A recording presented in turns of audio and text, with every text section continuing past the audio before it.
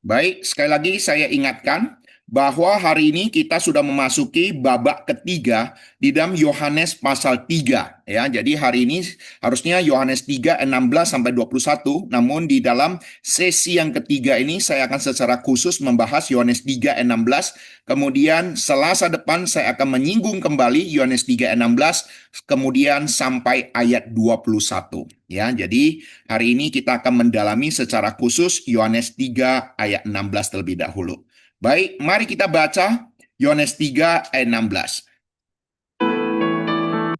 Karena begitu besar kasih Allah akan dunia ini, sehingga ia telah mengaruniakan anaknya yang tunggal, supaya setiap orang yang percaya kepadanya tidak binasa, melainkan beroleh hidup yang kekal. Nah, kalau kita memperhatikan satu ayat firman Tuhan ini adalah sebuah ayat yang sangat luar biasa.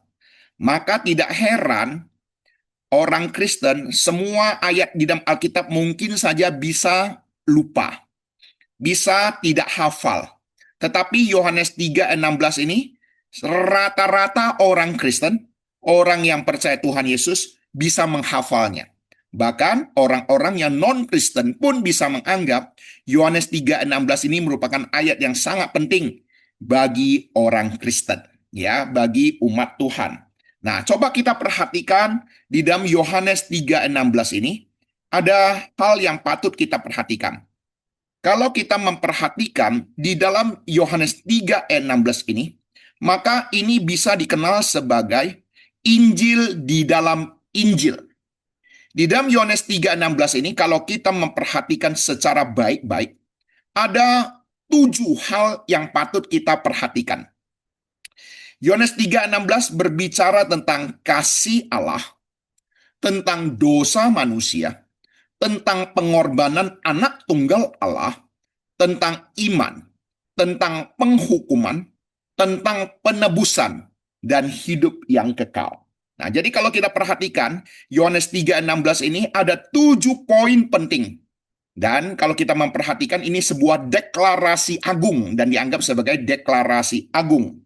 Ya, dan ada yang menganggap ini ada Injil di dalam Injil ataupun ringkasan inti daripada Injil. Ayat firman Tuhan Yohanes 3:16 ini bukan sekedar penghiburan, tetapi deklarasi agung tentang siapa Allah, siapa manusia, mengapa manusia binasa, dan bagaimana Allah menyelamatkan manusia melalui Yesus Kristus. Jadi sebagai pendahuluan, saya ingin memberitahu Bapak Ibu Saudara, Yohanes 3 ayat 16 ini dianggap sebagai the gospel in a nutshell atau Injil di dalam kulit kacang, ya, yang merupakan artinya apa? Intisari daripada seluruh Injil. Injil di dalam Injil, ya. Nah, ini disampaikan oleh siapa? Nah, ini ada seorang teolog, B.B. Warfield, ya, yang mengangkatkan bahwa ini adalah rangkuman seluruh Injil, ya. Martin Luther menganggap Yohanes 3:16 ini adalah inti dari seluruh Alkitab dan hakikat terdalam dari Injil. John Stott mengatakan Yohanes 3:16 adalah pintu masuk untuk memahami seluruh karya keselamatan Allah. Matthew Henry, seorang penafsir Alkitab yang sangat terkenal, menganggap Yohanes 3:16 adalah pernyataan terbesar tentang kasih Allah kepada manusia yang berdosa. Louis Berkhof menganggap Yohanes 3:16 menunjukkan keselamatan berasal dari kasih karunia Allah dan digenapi melalui Yesus Kristus. Nah, jadi kita perhatikan dengan 5 teolog Yohanes 3:16 ini, mereka memberikan pemahaman, kesimpulan, akan pandangan teologi mereka terhadap satu ayat firman Tuhan ini, Yohanes 3:16. Jadi Bapak Ibu Saudara, saya ingin mengantar hal ini dan menyampaikan hal ini untuk memberitahu pada kita bahwa Yohanes 3:16 ini merupakan salah satu ayat firman Tuhan yang sangat-sangat penting. sangat-sangat berharga dan juga akan mencelikkan mata rohani kita ya tentang inti dari segala Injil ya, inti dari segala Injil. Mari kita akan perhatikan di dalam pemahaman ini. Yohanes 3:16 ini konteksnya muncul oleh karena percakapan Yesus dan Nikodemus. Nah, ini perlu saya sampaikan juga Bapak Ibu Saudara. Supaya kita memahami ayat firman Tuhan ini disampaikan Tuhan Yesus diajarkan langsung kepada pemimpin agama Yahudi waktu itu, yaitu Nikodemus, ya. Jadi ini bukan disampaikan kepada perempuan Samaria ataupun disampaikan kepada pemungut cukai ataupun orang-orang berdosa, tidak. Tetapi disampaikan kepada pemimpin agama Yahudi. Ini bukan kebetulan Bapak Ibu Saudara. Maka waktu kita baca Alkitab, konteks di mana ayat firman Tuhan itu muncul, ini penting sekali. Oke. Ayat firman Tuhan ini diucapkan Tuhan Yesus pada Nikodemus. Percakapan ini menunjukkan bahwa bahkan orang yang sangat religius pun membutuhkan kelahiran baru. Ya, jadi kita bisa tahu lah ya. Selama 2 sesi sebelumnya kita sudah melihat bagaimana Tuhan Yesus mengajarkan kelahiran baru kepada Nikodemus. Nikodemus sesungguhnya mewakili manusia yang religius, yang sudah percaya pada Allah, sudah menyembah Allah dengan setia, ya, yang saleh di dalam kehidupan dia. Jadi Nikodemus mewakili manusia yang merasa dekat dengan Allah karena usahanya, karena pencapaiannya. Dia adalah orang Farisi, dia ahli Taurat, dia pemimpin agama Yahudi, dia guru Israel, dia orang yang dihormati masyarakat, dia juga memiliki jabatan yang sangat berpengaruh waktu itu. Nah, kita perhatikan ya. Ini konteks ayat Yohanes 3:16 disampaikan kepada pribadi Nikodemus adalah orang yang demikian. Nah, di sini ingin memberitahu pada kita bahwa ketika Tuhan Yesus menyampaikan Yohanes 3:16 ini, Tuhan Yesus sedang meruntuhkan kebanggaan seorang tokoh yang bernama Nikodemus yang dianggap religius. Tuhan Yesus mengatakan, jika seorang tidak dilahirkan kembali, ia tidak dapat melihat kerajaan Allah. Dengan kata lain, kehidupan religius daripada Nikodemus, yang merupakan seorang pemimpin agama, seorang rohaniawan yang senior, sesungguhnya di hadapan Tuhan Yesus, dia dianggap tidak dapat melihat kerajaan Allah, atau dengan kata lain, tidak akan selamat. Oleh sebab itulah Tuhan Yesus mengajar, membimbing Nikodemus untuk mengerti tentang pemahaman dilahirkan kembali. Kenapa? Karena agama tidak cukup. Moralitas tidak cukup. Nikodemus keturunan Bapak Abraham tidak cukup. Pengetahuan Alkitab saja tentang ahli Taurat, tentang hukum Taurat saja pun tidak cukup untuk memperoleh keselamatan. Oleh sebab itu Tuhan Yesus sesungguhnya ingin memberitahu pada Nikodemus, manusia membutuhkan kelahiran baru oleh Roh Kudus, ya. Nah, minggu lalu saya sudah berturut-turut memberitahu apa itu lahir baru, ya. Bagi kita yang mungkin hari ini pertama sekali masuk mengikuti pelajaran ini, coba lihat dulu apa itu lahir baru. Lahir baru adalah pekerjaan Allah melalui Roh Kudus yang memperbaharui hati manusia yang mati dalam dosa atau mati karena dosa. Sehingga seseorang menerima hidup rohani yang baru dan dapat melihat serta masuk ke dalam kerajaan Allah. Jadi yang dimaksud dengan lahir baru adalah karya Allah melalui Roh Kudus yang memperbaharui hati manusia yang mati karena dosa, yang mati di dalam dosa, yang hidup di dalam hidup yang baru di dalam Kristus. Sehingga orang-orang yang mengalami lahir baru inilah yang memiliki kelayakan masuk dalam kerajaan surga oleh karena karya Allah. Oke. Jadi, lahir baru ini bukan sekedar perubahan perilaku, bukan perubahan emosi sesaat ataupun menjadi rajin beragama, melainkan perubahan natur yang dikerjakan oleh Allah sendiri, ya. Mati di dalam dosa, hidup di dalam Kristus. Nah, ini pemahaman lahir baru. Nah, ketika Tuhan Yesus berbicara pada Nikodemus akan kondisi yang demikian, ya sebenarnya yang ingin disampaikan Tuhan Yesus di dalam pembelajaran ini adalah untuk memberitahu bahwa sebenarnya kebanggaan, kesombongan daripada orang Yahudi sedang diruntuhkan. Apa kesombongan daripada teologia ataupun pemahaman orang Yahudi? Mereka menganggap keselamatan itu otomatis milik keturunan daripada Bapak Abraham. Karena mereka menganggap mereka keturunan daripada Bapak Abraham. Dan juga menganggap orang bangsa lain itu bangsa yang najis. Artinya apa? Mereka bangga sekali sebagai umat pilihan Tuhan. Dan menganggap Mesias hanya untuk orang Israel. Dan orang-orang non-Yahudi, bahkan di dalam pemahaman literatur mereka menganggap orang-orang non-Yahudi itu adalah bahan bakar di api neraka. Dengan kata lain, mereka menganggap bahwa orang Yahudi sajalah yang diselamatkan. Sedangkan orang-orang non-Yahudi itu akan masuk neraka dan menjadi bahan bakar api neraka. Jadi ini pemahaman eksklusif daripada orang Yahudi, termasuk juga pemimpin agama waktu itu, yang menganggap keselamatan itu milik orang Yahudi saja. Tetapi sesungguhnya Yohanes 3:16 ingin menghancurkan pemahaman ini dan menyatakan kasih yang melampaui batas. Ya, oleh sebab itulah Tuhan Yesus ingin memberitahu pemimpin agama Yahudi waktu itu, Nikodemus, bahwa keselamatan bukan hanya bagi orang Yahudi. Keselamatan juga ditawarkan pada seluruh dunia yang berdosa, melampaui etnis. Ya, mereka menganggap hanya etnis Yahudi saja, melampaui bangsa dan sejarah dosa manusia. Ya, jadi di sini sesungguhnya Yohanes 3:16 disampaikan waktu itu untuk meruntuhkan pemahaman, untuk meruntuhkan kesombongan teologia daripada orang Yahudi waktu itu. Ya, jadi kita coba pelan-pelan membahas kata demi kata di dalam Yohanes 3:16. Salah satu kata yang sangat penting di sana adalah kata dunia. Kata dunia, apa maksud kata dunia di sana? Karena begitu besar kasih Allah akan dunia ini. Oke, dunia itu maksudnya apa? Ya, mari kita akan membahas kata dunia atau kosmos.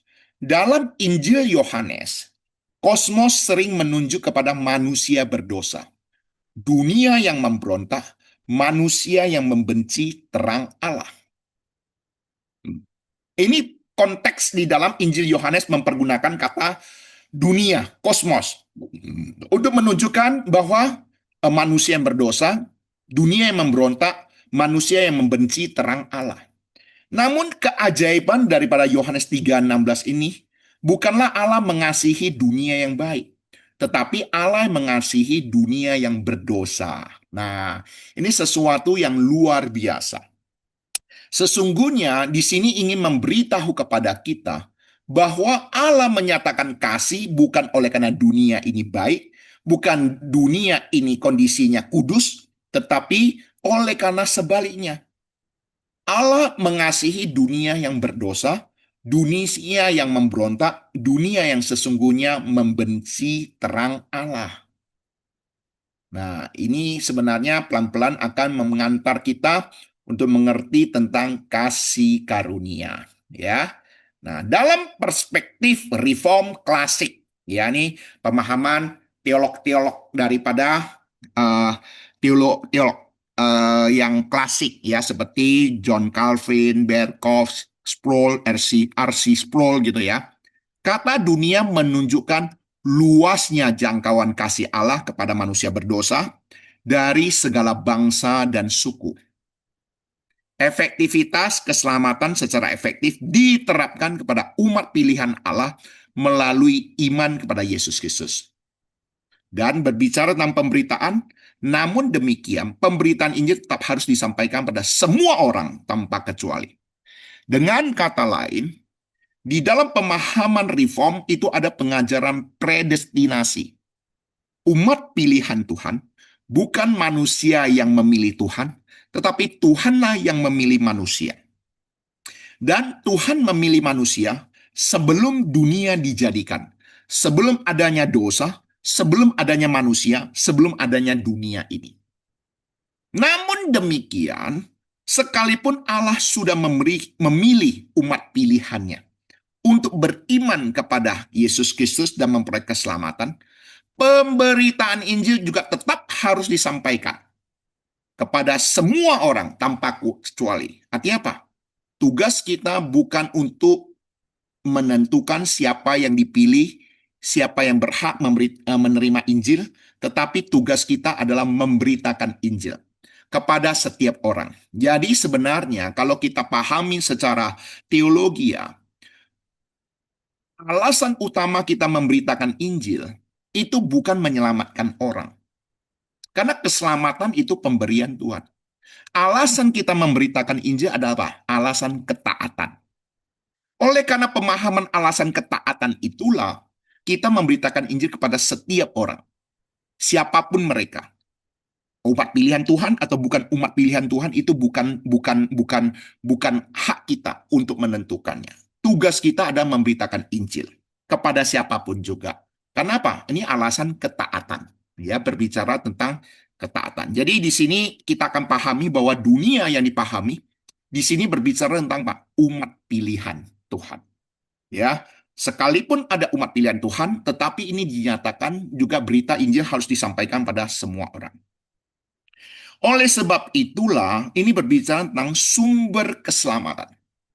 Sumber keselamatan adalah kasih Allah. Karena begitu besar kasih Allah. Jadi sumber keselamatan bukan daripada manusia. Starting pointnya adalah theos. Oke? Sumber keselamatan adalah Allah, kasih Allah, dan bukan usaha manusia, bukan karakter manusia, bukan sifat manusia, dan bukan siapa itu manusia. Tetapi oleh karena kasih Allah. Jadi di sini berbicara apa? Sola gratia. Ya, sola gratia. Hanya anugerah, hanya kasih karunia. Sola gratia hanya kasih karunia, tidak ada seorang pun yang mencari Allah. Seorang pun tidak. Ini kata Alkitab. Bukan manusia yang terlebih dahulu mencari Allah, tetapi Allah yang mencari manusia. Nanti kita akan hubungkan dengan kitab Kejadian. Ketika manusia jatuh ke dalam dosa, bukan manusia yang mencari Allah, tapi Allah lah yang mencari manusia. Jadi di sini mempunyai satu relevansi yang sangat-sangat erat sekali di dalam pembahasan kita dengan apa yang terjadi dalam kitab Kejadian, ya. Jadi kalau kita pahami baik-baik dalam Yohanes 3:16 ini berbicara tentang kasih karunia daripada Allah. Kasih yang daripada Allah yang dinyatakan kepada manusia. Dan di dalam Yohanes 3:16 kalau kita memperhatikan dengan baik-baik, tanpa kita sadari, memberitahu pada kita juga tentang cara Allah mengasihi. Ya, kita tahu Allah itu begitu besar mengasihi manusia, karena begitu besar kasih Allah akan dunia ini. Tapi di sini juga memberitahu kepada kita cara Allah mengasihi manusia. Ya, kata hotos di sana, ini artinya apa? Dalam bahasa aslinya, dengan cara seperti ini loh Allah menyatakan kasih-Nya. Jadi bukan sekedar besarnya kasih, tetapi di sini juga berbicara tentang cara Allah mengasihi, yaitu apa? Memberikan anaknya yang tunggal. Mungkin ada yang bertanya, kalau Allah ingin mengasihi manusia, menyatakan kasih-Nya kepada manusia, mengapa Allah harus mengorbankan anaknya satu-satunya, mengorbankan anak tunggalnya? Ada manusia yang mungkin saja bertanya demikian, bukan tidak mungkin. Kalau Allah ingin menyatakan kasihnya, tidak perlu mempergunakan cara demikian. Ya, untuk menjawab pertanyaan ini ya, ayat ini cukup baik untuk bisa menjelaskan kepada kita. Ketika manusia memilih ataupun ingin bertanya, bukankah Allah bisa mempergunakan cara lain untuk menyatakan kasih-Nya? Tetapi Allah ingin sampaikan, saya memilih memakai cara ini. Boleh tidak? Nah, Bapak, Ibu, Saudara, ini sesuatu pemahaman teologi yang patut kita ketahui. Banyak pertanyaan-pertanyaan kita. Mengapa Allah yang Maha Kasih mempergunakan cara demikian? Mengapa Allah yang Maha Kuasa memilih melakukan demikian? Kalau Allah itu Maha Adil, mengapa Tuhan izinkan ini terjadi? Ini segala semuanya pertanyaan-pertanyaan manusia yang bersumber daripada logika manusia. Artinya apa? Manusia seakan-akan ingin menjadi penasehat Allah, menganggap dia lebih pintar daripada Allah. Dan disinilah kita diajar apa? Untuk belajar rendah hati. Jangan sombong seperti para pemimpin agama Yahudi yang menganggap diri sudah tahu, berpengetahuan, dan bahkan mengajarkan pemahaman-pemahaman yang bersumber daripada manusia. Nah, itulah yang namanya filsafat. Cara hidup manusia, the way of life. Ini adalah cara-cara manusia mencari jalan kehidupan. Tetapi di dalam teologi ya, ini ada yang belajar ketaatan, kerendahan hati untuk melihat cara Allah. Nah, jadi Yohanes 3:16 ini bukan sekedar untuk memberitahu kepada kita, melaporkan bagi kita bahwa Allah itu begitu besar mengasihi kita. Bukan. Tetapi di sini juga memberitahu pada kita cara Allah mengasihi, yaitu memberikan anaknya yang tunggal. Jadi Bapak Ibu Saudara, pemahaman ini sangat penting dan terlalu penting bagi kita ya untuk mengetahui bahwa Yohanes 3:16 bukan hanya berbicara memberitahu pada kita kasih Allah yang besar, tetapi di sini juga berbicara kepada kita cara Allah mengasihi, yaitu memberikan anaknya yang tunggal. Nah, karena begitu besar kasih Allah, ini bukan karena begitu besar kasih manusia, bukan. Tetapi karena begitu besar kasih Allah. Jadi di sini berbicara tentang apa? Sumbernya daripada Allah. Kasih Allah bukan kasih yang sentimental, tetapi kasih yang kudus, kasih yang aktif, kasih yang berkorban, dan kasih yang menyelamatkan. Di salib kasih Allah dinyatakan dan keadilan Allah ditegakkan. Jadi nanti ini akan saya ulang sampai 2 kali untuk menyatakan salib Kristus ini berbicara tentang kasih dan keadilan Allah. Kasih dan keadilan Allah dinyatakan di atas kayu salib. Ya, jadi kalau kita perhatikan baik-baik, kasih Allah dinyatakan melalui di Yesus Kristus yang berkorban bagi kita. Dan keadilan Allah dinyatakan di dalam diri Yesus Kristus juga di atas kayu salib. Untuk apa? Untuk mati bagi kita. Karena upah dosa adalah maut. Setiap orang berdosa harus dihukum untuk menunjukkan keadilan Allah. Kalau dosa tidak dihukum, itu tidak adil. Dan keadilan Allah ditanggung oleh Yesus Kristus. Yang seharusnya kita dihukum, tapi Tuhan Yesus yang menggantikan penghukuman bagi kita. Jadi di sini berbicara apa? Kasih Allah dan keadilan Allah dinyatakan di atas kayu salib. Ya, jadi di atas kayu salib inilah kasih Allah dan keadilan Allah dinyatakan. Karena begitu besar kasih Allah, ini juga menunjukkan kasih Allah yang tak terbatas. Kasih Allah yang tak terukur. Kasih yang terbesar daripada Allah yang dinyatakan kepada manusia atau dinyatakan bagi manusia. Jadi karena begitu besar kasih Allah, ini menunjukkan apa? Kasih Allah yang sungguh luar biasa. Tak terbatas, terukur. Dan kasih ini, kasih yang terbesar ini dinyatakan untuk manusia. Ya, jadi ini juga pemahaman yang harus kita sama-sama pahami. Dan kalau kita perhatikan, Rasul Paulus mengatakan betapa panjangnya, betapa lebarnya, betapa dalam, betapa tingginya sesungguhnya kasihnya itu. Artinya apa? Di sini berbicara tentang kasih Allah yang tak terhingga. Ya, panjang, tinggi, lebar, dan dalam. Dan ini apa? Sesuatu yang luar biasa, yang tak terukur dan tak berkesudahan.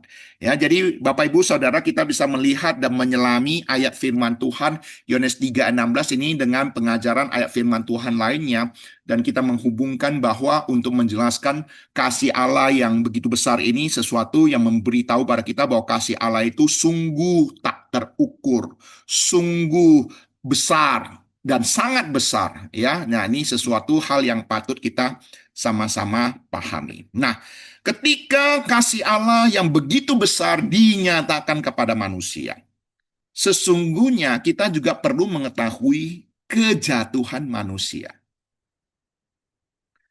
Kalau kita perhatikan, kejatuhan daripada manusia adalah kerusakan total. Pikiran rusak, hati terpisah, kehendak menjadi lemah, musuh Allah.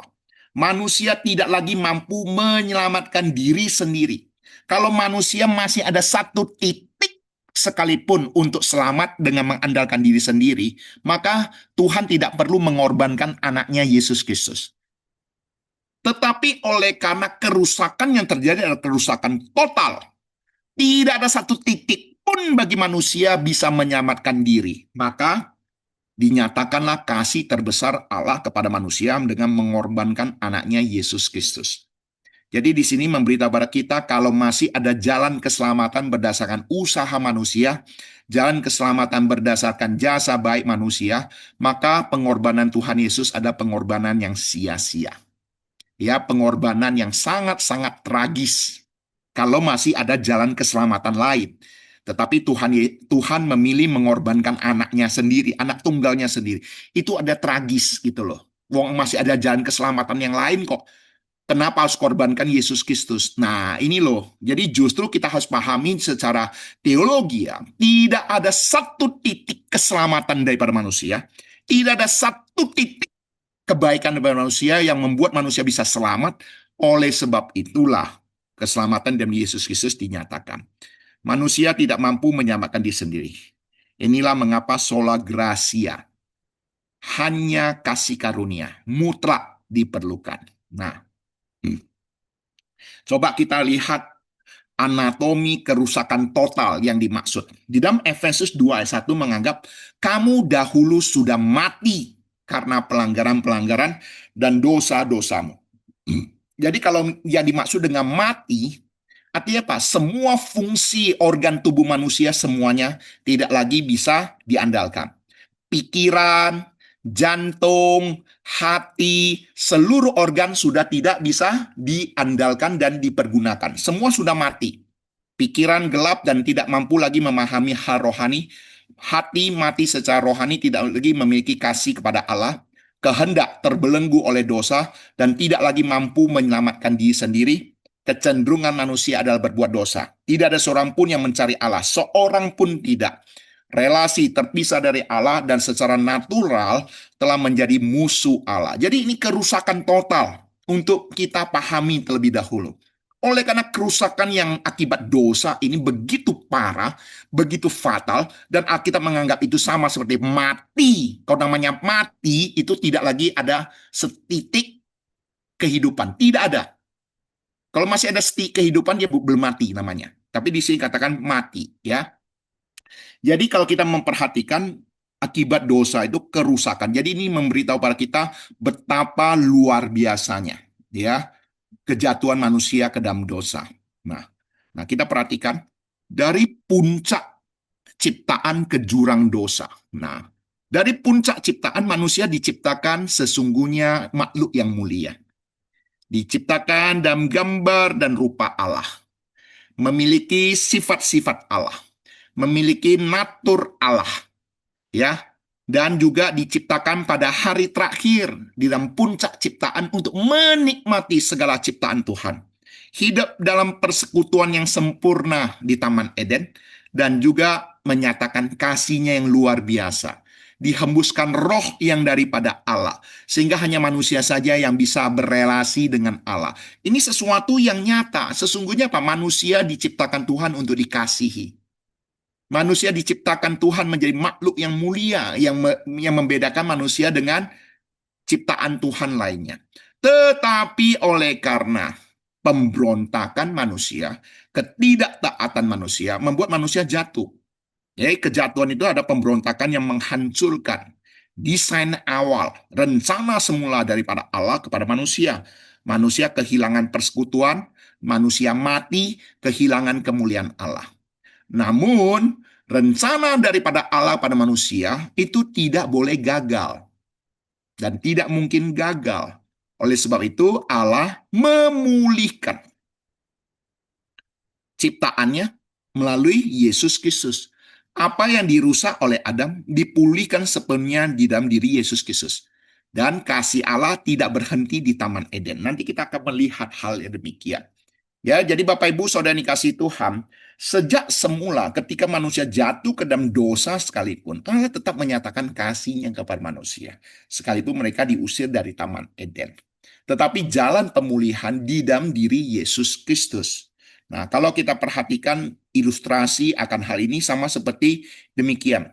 Seluruh manusia, semua manusia, religius maupun tidak, yang punya moral ataupun tidak, yang pinter maupun bodoh, yang sukses maupun gagal, sedang berjalan menuju jurang kebinasaan yang sama. Ya, agama atau usaha manusia tidak dapat mengubah arah tujuan. Hanya intervensi Allah melalui Yesus Kristuslah yang mampu mengangkat manusia dari jurang tersebut. Ya, jadi ini ada sebuah metafora. Sesungguhnya semua manusia adalah apa? Menuju jurang kebinasaan. Semua manusia, karena semua manusia telah berdosa. Semua manusia telah kehilangan kemuliaan Allah. Semua manusia harusnya binasa. Tetapi oleh karena kasih daripada Allah itulah yang mengangkat manusia dari jurang kebinasaan. Nah, di sini berbicara tentang apa? Pemulihan yang sempurna. Nah, kalau kita perhatikan baik-baik, tadi kerusakan total yang ada, ini gambarannya sangat jelas sekali di dalam kehidupan pelayanan Tuhan Yesus waktu bertemu dengan orang yang kerasukan setan di Gerasa.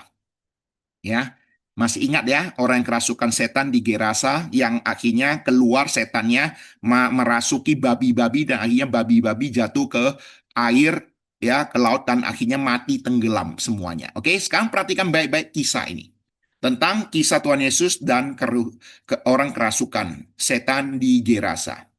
Kerusakan yang dialami orang di Gerasa, kerusakan rohani. Dia dikuasai oleh roh jahat jauh dari Allah. Dia kerusakan jasmani, tersiksa, dia bahkan melukai dirinya siang dan malam. Dia kerusakan mental dan emosional, kegelisahan, ketakutan, dan kehilangan akal. Dia kerusakan moral, hidup liar, telanjang, dan tanpa kendali diri. Kerusakan sosial, dia diasingkan, dia dikucilkan, tinggal di kuburan tanpa relasi. Jadi perhatikan baik-baik. Orang yang dirasuk setan, orang dirasa itu mengalami kerusakan total. Kerusakan rohani, kerusakan jasmani, kerusakan mental dan emosi, kerusakan moral, kerusakan sosial. Tetapi yang indah daripada kisah ini apa? Yesus tidak menjauhi orang yang paling rusak ini.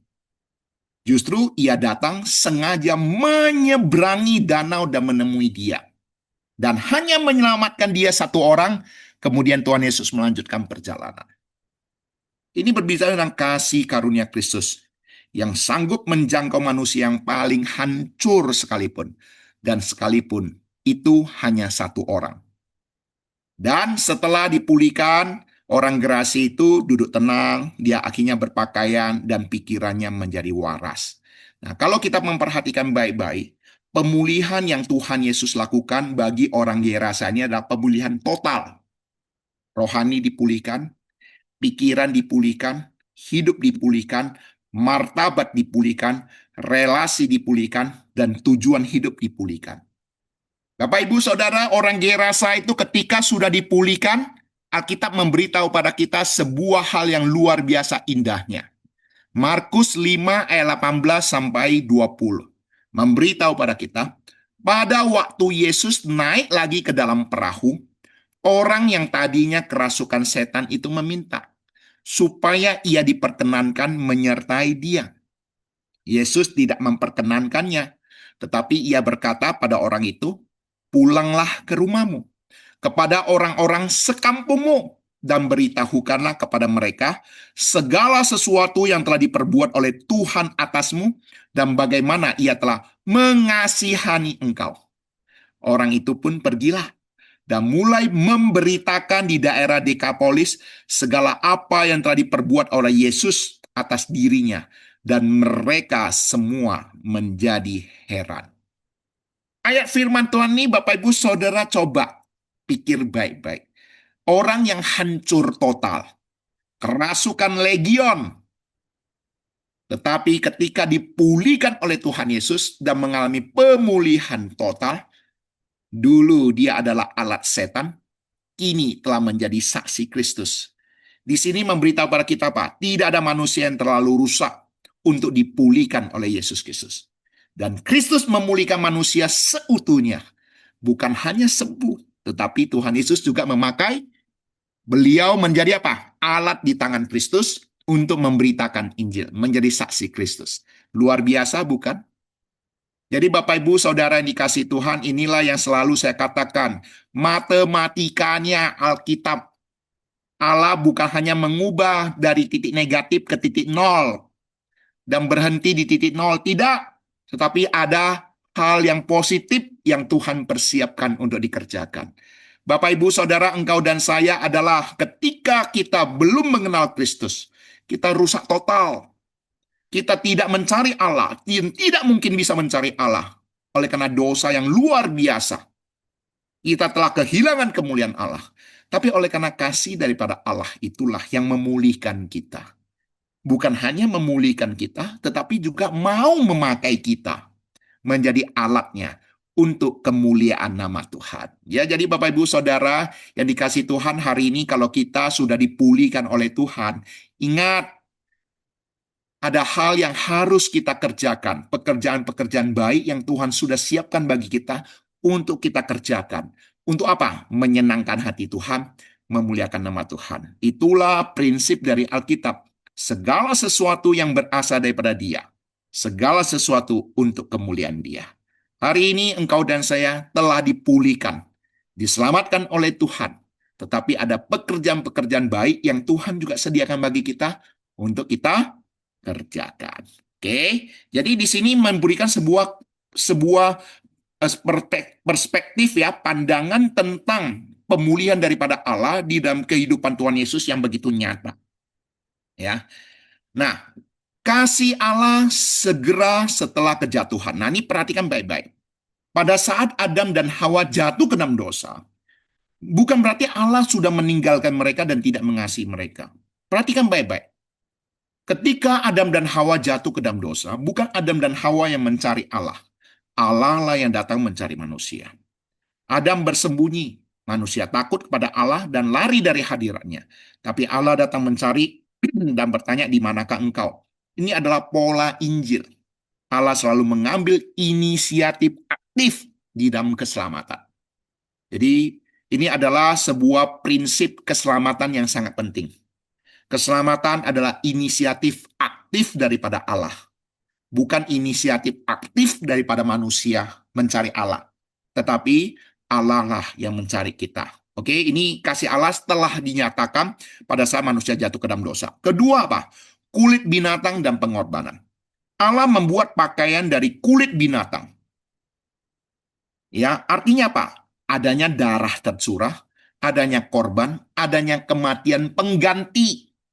Ini adalah tipologi bayangan tentang apa? Yesus Kristus yang berkorban, yang mati di atas kayu salib. Menutupi segala ketelanjangan kita, artinya apa? Menutupi segala dosa dan kesalahan kita. Ya, jadi di sini memberitahu apa? Kasih Allah tetap dinyatakan. Sekalipun Adam dan Hawa waktu itu jatuh ke dalam dosa. Bukan hanya itu. Di sini juga ada kata apa? Prote evangelium. Artinya Pak, Injil yang pertama yang dinyatakan. Kabar baik yang pertama sekali dinyatakan kepada Adam dan Hawa. Ya, yaitu apa? Yang dikatakan di dalam Kejadian 3 ayat 15, Allah memberitahu pada mereka, aku akan mengadakan permusuhan antara engkau dan perempuan ini, antara keturunanmu dan keturunannya. Keturunannya akan meremukkan kepalamu dan engkau akan meremukkan tumitnya. Dan ini menunjuk kepada Yesus Kristus. Ya, jadi Injil keselamatan melalui Yesus Kristus sudah dinyatakan jauh-jauh hari dalam kitab Kejadian. Nah, kalau kita perhatikan siapakah keturunan perempuan yang akan meremukkan kepala ular? Nah, bagi kita yang sudah pernah ikut pembinaan mungkin sudah mengerti maksud saya, tapi coba bagi kita yang belum pernah, perhatikan baik-baik. Adam diciptakan tanpa laki-laki, tanpa perempuan. Hawa diciptakan hanya melalui laki-laki, yaitu tulang rusuknya Adam, tanpa perempuan. Kita dilahirkan melalui laki-laki dan perempuan. Tetapi Yesus Kristus apa? Dilahirkan tanpa laki-laki dan hanya melalui rahim perempuan, Maria, dan dialah yang akan meremukkan kepala ular. Kalau kita perhatikan dari 4 hal ini, siapakah yang benar-benar keturunan perempuan? Di dalam dunia ini tidak ada seorang pun yang hanya keturunan perempuan selain daripada Yesus Kristus. Jadi di sini memberitahu pada kita bahwa janji yang meremukkan kepala ular, janji keselamatan, itu sudah mengacu dan menunjuk pada Yesus Kristus. Ya, jadi ini adalah sebuah gambaran yang perlu kita pahami. Yang sungguh-sungguh di dalam dunia ini, hanya keturunan perempuan saja, yaitu Yesus Kristus. Nah, ketika kita berbicara tentang rencana keselamatan daripada Allah, yaitu apa? Kekal. Kekal. Nah, keselamatan daripada Allah ini bukan plan B. Kalau plan B itu seakan-akan Allah tidak maha tahu. Setelah Allah merencanakan plan tiba-tiba plan E gagal. Baru Allah merencanakan plan B, bukan. Dalam teologi reform, keselamatan bukan rencana darurat daripada Allah. Efesus 1:4 mengatakan Allah telah memilih kita sebelum dunia dijadikan. Jadi keselamatan adalah ketetapan kekal, rencana kekal, dan karya kasih karunia daripada Allah. Bapak, Ibu, Saudara, sekalipun mungkin akan muncul banyak pertanyaan-pertanyaan yang lain, tetapi Alkitab mengatakan demikian. Logikamu tidak bisa terima. Pengertianmu tidak bisa menerima. Tetapi Alkitab berkata demikian. Ya, lebih baik kamu menerima apa yang Alkitab katakan. Logikamu, kepintaranmu belum sampai di sana. Demikian juga waktu kita belajar rumus matematikanya yang SMA, tetapi kalau kita masih SD, kita menjumpai rumus matematikanya SMA, jangan menganggap rumus matematika SMA itu salah, atau rumus matematika itu sesat, atau rumus matematika itu tidak ada, salah soal, bukan. Itu pengetahuanmu belum sampai ke sana. Kamu hanya tingkat SD. Pemahamannya hanya di SD, pengetahuanmu hanya di SD. Bagaimana mengerti rumus matematika SMA? Oleh sebab itu apa? Butuh belajar. Bapak, Ibu, Saudara, ketika berbicara tentang predestinasi, saya di sekolah teologi berdebat dengan dosen saya. Khususnya juga Yohanes 3:16 ini. Ya, saya berdebat. Itu waktu itu baru masuk sekolah teologi. Saya menganggap pengetahuan saya sudah cukup matang, sudah bisa sekolah teologi, tetapi ternyata semakin banyak belajar firman Tuhan, semakin banyak pengetahuan saya, semakin banyak juga yang harus saya pelajari. Nah, itulah yang prinsip di dalam pembelajaran. Hari ini kita belajar firman Tuhan, kita jangan menganggap kita sudah cukup. Tidak. Semakin banyak kita belajar, semakin banyak yang perlu kita pelajari. Orang yang punya banyak pengetahuan itu, yang suka belajar itu, pasti akan semakin rendah hati. Oke? Nah, jadi kita harus perhatikan, keselamatan itu bukan plan B. Nah, sekarang pertanyaannya lagi, mengapa Allah mengizinkan dosa? Kalau Allah sudah maha tahu, manusia akan jatuh ke dalam dosa. Nah, ingat, Allah tidak menciptakan dosa dan tidak berkenan kepada dosa. Tetapi di dalam kedaulatannya, Allah mengizinkan kejatuhan manusia sehingga melalui penebusan Kristus kemuliaan kasih karunia-Nya dinyatakan dengan lebih sempurna.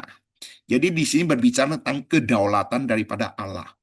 Mungkin kau bertanya juga, mengapa Allah yang maha pengasih dan penyayang, Allah yang maha tahu, Allah yang maha kuasa, mengizinkan manusia jatuh ke dalam dosa? Nah, kita juga harus belajar. Kalau Alkitab memberitahu pada kita juga tentang kedaulatan daripada Allah, cara Allah menyelamatkan manusia untuk memilih cara demikian, ya maka kita harus taat saja, memahami kedaulatan daripada Allah. Oke. Kemudian ketika kita berbicara tentang ini rencana kekal Allah, yang dinyatakan di dalam diri Yesus Kristus, anak tunggal Allah. Nah, ini juga jauh-jauh hari disiapkan, ya. Ia telah mengaruniakan, kata telah di sana. Waktu itu Yesus Kristus belum disalibkan waktu berbicara kepada Nikodemus. Tetapi di sini mempergunakan kata telah. Kata edoken berarti memberikan. Allah benar-benar memberikan anaknya. Lahir, menderita, disalibkan, mati, bangkit. Salib bukan kecelakaan sejarah, tetapi pusat rencana keselamatan daripada Allah. Jadi kalau kita masih ingat pembelajaran pembinaan dasar iman Kristen, orang-orang perjanjian lama juga diselamatkan melalui salib Kristus, melalui iman pada Yesus Kristus. Kita orang-orang yang berada di perjanjian baru sampai sekarang ini diselamatkan juga melalui salib Kristus, yaitu melalui iman percaya pada Yesus Kristus. Orang-orang perjanjian lama diselamatkan melalui iman pada Yesus Kristus yang belum datang ke dunia. Sedangkan kita diselamatkan melalui iman Yesus Kristus yang sudah datang ke dalam dunia. Ya, jadi ini harus kita pahami. Kata ia telah mengaruniakan, dan ingat kasih yang dimaksud dengan kasih itu memberi. Kasih bukan menerima. Allah menyatakan kasihnya dengan memberi, mengaruniakan. Ya, kata mengaruniakan itu apa? Karunia, sesuatu yang tidak layak kita terima, tapi Tuhan telah memberikannya bagi kita. Monogenes artinya apa? Anaknya yang tunggal. Monogenes itu artinya apa? Sesuatu yang unik. Satu-satunya. Tiada banding. Kristus bukan ciptaan, bukan nabi biasa, tetapi dia adalah anak Allah yang kekal sehakikat dengan Bapa. Jadi monogenes itu artinya apa? Anak tunggal Allah yang menyatakan keunikan. Satu-satunya. Tiada banding. Ya, jadi kalau kita perhatikan baik-baik di sini, anak tunggal. Anaknya yang tunggal. Coba perhatikan baik-baik. Di sini tidak dipergunakan kata anak manusia. Mengaruniakan anak manusia, bukan. Tapi anaknya yang tunggal. Ini memberitahu pada tentang anak Allah yang tunggal. Yang menunjukkan pemberian tertinggi. Pengorbanan yang paling bernilai yang dapat Allah berikan bagi manusia. Jadi penggunaan kata anak Allah ataupun anaknya yang tunggal, itu menunjukkan sebuah pemberian dan pengorbanan yang luar biasa yang dinyatakan Allah kepada manusia. Jadi makanya ketika kita sambil belajar menyelami tentang Yohanes 3:16 ini, kita akan melihat sungguh di dalam kedaulatan daripada Allah. Sekalipun Allah bisa memilih tidak, tapi dia memilih melakukannya. Sekalipun dia bisa memilih nyaman, tapi dia tidak melakukannya. Demi apa? Kasihnya kepada kita. Nah, ini sesuatu yang luar biasa. Ya, di sini kita bisa melihat dan menilai Allah yang kita sembah di dalam Yesus Kristus.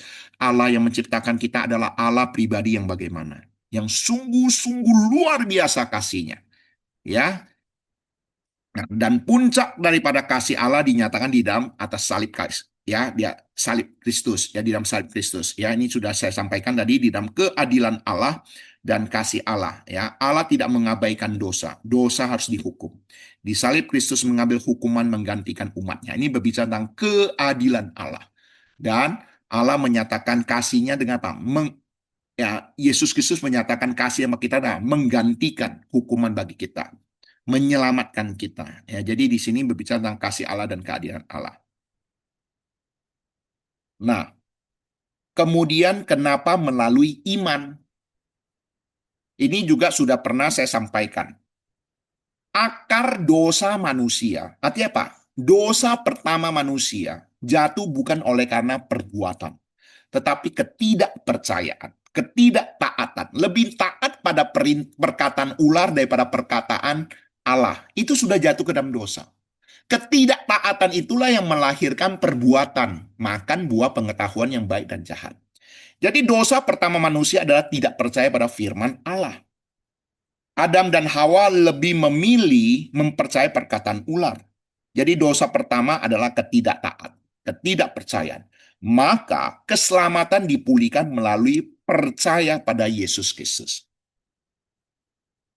Nah, kalau kita perhatikan di minggu yang lalu kita sudah melihat ada tipologi bayangan tentang memandang ular tembaga, memulihkan mereka yang digigit ular. Ya, ada elemen ular berbisa, ini menunjukkan makna dosa, pelanggaran akan perintah Allah. Kemudian racun menyatakan penghukuman, ular tembaga penghakiman atas dosa, tiang itu sama maknanya salib Kristus, memandang itu artinya percaya, dan yang memandang ular tembaga itu akhirnya hidup, demikian juga makna tipologinya yang percaya pada Yesus Kristus memperoleh keselamatan. Saya yakin dan percaya ketika manusia jatuh ke dalam dosa pertama sekali oleh karena perkataan ular, dipulihkan dengan memandang ular tembaga yang merupakan gambaran daripada salib Kristus. Ini juga bukan sebuah kebetulan. Pasti ada maksud daripada Allah. Manusia jatuh ke dalam dosa di dalam ketidakpercayaan yang berhubungan dengan ular. Kemudian di dalam kisah perjanjian lama, ular tembaga dihubungkan dengan tiang salib Kristus, ya, kebayangan daripada salib Kristus, dan barang siapa percaya melalui keselamatan. Ini semua pasti punya gambaran, ya. Makanya waktu kita baca Alkitab itu punya relevansi yang sangat-sangat sangat erat sekali. Maka perjanjian lama penting untuk kita sama-sama juga pelajari bersama. Kemudian iman sebagai sarana keselamatan. Efesus 2 ayat 8-9 berkata, sebab karena kasih karunia kamu diselamatkan oleh iman. Itu bukan hasil usahamu, tetapi pemberian Allah. Ingat, hari ini kita diselamatkan oleh karena iman. Itu pun pemberian Allah. Hari ini kita bisa percaya pada Tuhan Yesus, itu juga pemberian Allah. Jangan menganggap karena kita lebih pinter, lebih bisa mengerti firman Tuhan, baru kita percaya. Tidak. Hari ini kita bisa percaya juga ada pemberian daripada Tuhan. Kasih karunia daripada Allah. Ya, jadi kasih karunia adalah sumber keselamatan yang diberikan Allah bagi kita, dan Yesus Kristus adalah dasar keselamatan kita yang tidak ada jalan lain, dan iman adalah alat untuk menerima keselamatan. Ya. Nah, kalau kita perhatikan baik-baik urutannya, Roh Kudus melahirbarukan kita, membuka hati kita, menarik kepada Kristus, menarik kita pada Kristus, lalu kita bisa percaya pada Tuhan Yesus. Kalau tanpa ada Roh Kudus yang bekerja di dalam hati kita, hati kita tidak mungkin bisa terbuka untuk menerima Yesus Kristus dan percaya kepadanya. Jadi di sini memberitahu kepada kita hari ini kita percaya Tuhan Yesus Kristus, ini oleh karena karya Roh Kudus yang telah melahirbarukan kita, yang menyingkapkan kerohanian di mata rohani kita, dan menarik kita kepada Yesus Kristus, sehingga waktu kita mendengarkan firman Tuhan, kita bisa percaya. Jadi disinilah dikatakan apa? Kasih karunia. Iman yang kita miliki juga ada pemberian daripada Allah. Manusia sungguh-sungguh harus percaya. Tapi iman itu sendiri lahir daripada pekerjaan Roh Kudus. Singkatnya, Roh Kudus bekerja di dalam hati manusia, melahirbarukan dan menarik kepada Kristus sehingga ia dapat percaya. Jadi di sini perhatikan baik-baik ya. Kita dilahirbarukan terlebih dahulu oleh Roh Kudus. Karena lahir baru itu karya Roh Kudus, bukan usaha manusia. Setelah kita lahir baru itulah baru kita bisa percaya kepada Tuhan Yesus. Tanpa dilahirbarukan oleh Tuhan Yesus, oleh Roh Kudus, kita tidak mungkin bisa percaya pada Tuhan Yesus. Jadi kalau kita mau lihat lebih detail, nah ada 9 sarana keselamatan, ya, ataupun urutan keselamatan dalam teologi reform. Perhatikan baik-baik. Yang pertama ada pemilihan kekal.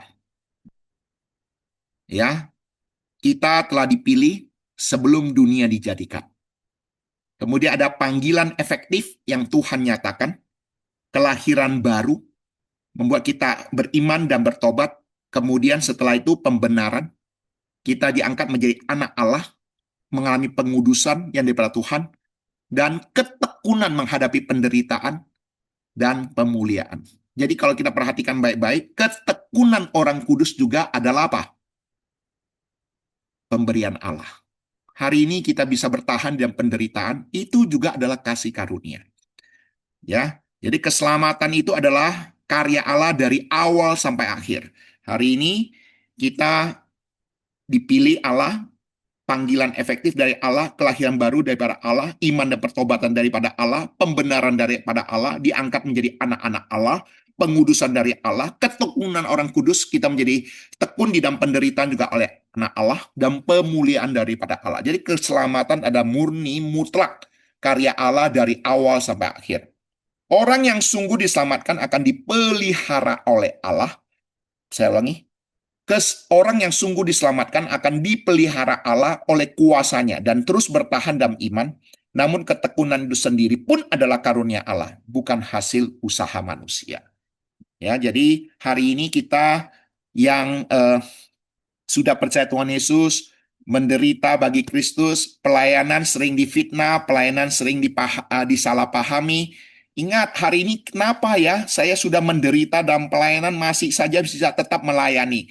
Kenapa saya selalu dikucilkan, selalu saya difitnah ketika saya percaya Tuhan Yesus dan melayani Tuhan, tetapi kenapa saya tetap bisa melayani Tuhan? Saya hanya katakan, ini murni adalah apa? Karya Tuhan di dalam kehidupan kita.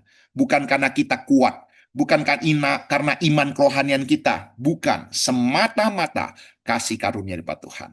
Ya, kalau di dalam pembelajaran sebelumnya itu doa syafaat daripada Yesus Kristus di dalam kehidupan kita. Lanjutkan.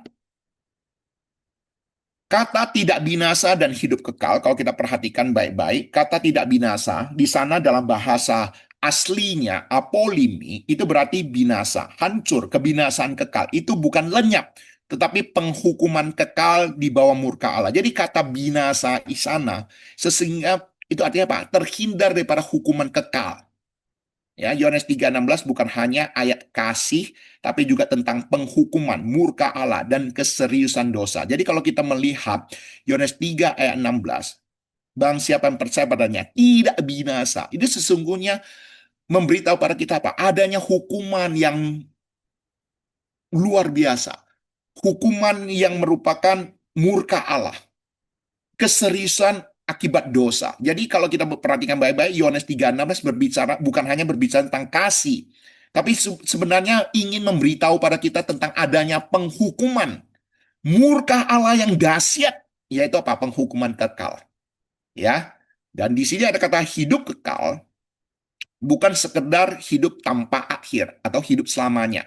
Tapi pemahaman ini berbicara tentang apa? Hidup bersama-sama dengan Allah. Hidup baru, persekutuan dengan Kristus. Jadi di sini berbicara apa? Tentang pemulihan.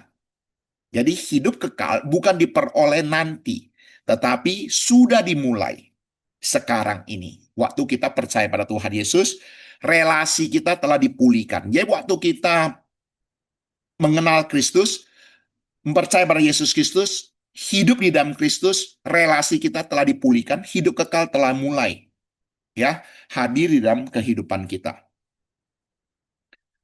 Nah, sebagai aplikasi praktis di dalam renungan kita, ada 4 penegasan kasih Allah di dalam ayat firman Tuhan ini. Yang pertama, kita dikasihi karena siapa Allah, bukan karena siapa kita.